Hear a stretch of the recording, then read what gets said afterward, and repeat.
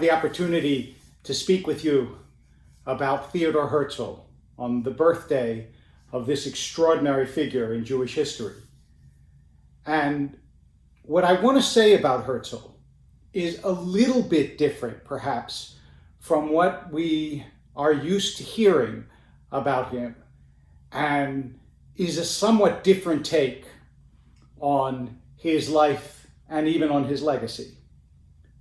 Because the truth is that Herzl is a very improbable figure to have been the father of the Zionist movement.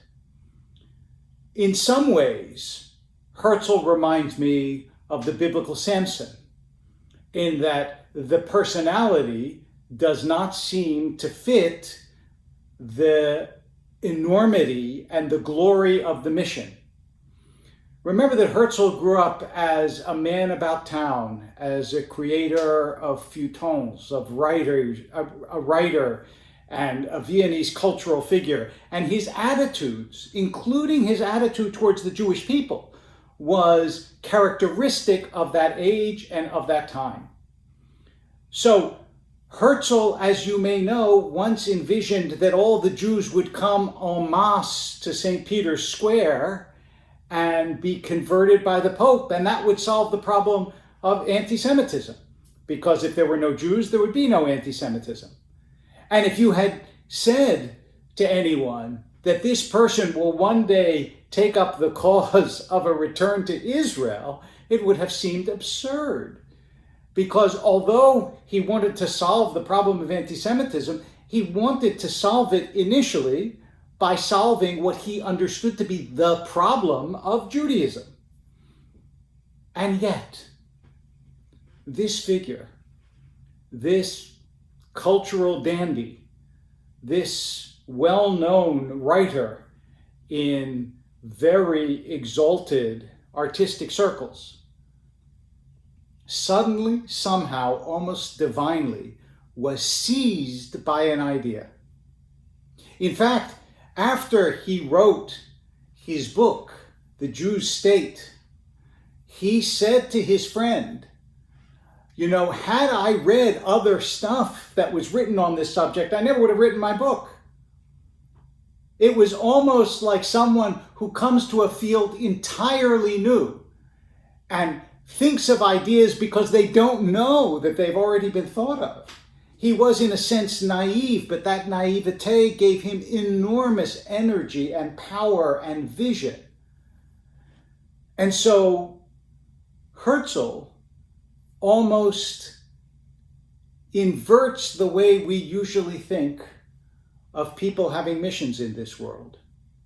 We say that someone does something, but when you read Herzl's life, it almost feels as though the idea seized him rather than he being seized by the idea. The work he put in, the energy, the effort, the tireless diplomacy, the sense of certainty, the fact that he became the head of a movement of something that could never possibly happen, that seemed an absolutely impossible dream. That's because he was grasped and used by this almost preternatural vision, this divine afflatus, this inspiration that nobody could possibly have anticipated would take hold of this extremely secular, very uninvolved, ignorant of tradition, removed, non-observant Jew. And yet, only someone like that could have had the cultural confidence to meet non-Jewish leaders as an equal. Only someone who came from the world in which he felt himself to be, self-confidently an artist and a creator, would have allowed himself to be so captured and swept up by an artistic vision. And as he famously said, nobody believes me today, but in 50 years they'll believe. And in 50 years they did. And miraculously, he brought the state into being. We are celebrating the birthday of an extraordinary figure, a visionary, a dreamer, somebody who made things happen that the world thought impossible. But today we know that he was right and the rest of the world was wrong. In our tradition, Abraham is called the Ivri. And that's usually translated as the Hebrew, but the rabbis say it's because Abraham was me'aver. He was on the other side. The whole world was on one side, and he was aver, Ivri. He was on the other side. Herzl, in that sense, was an Ivri.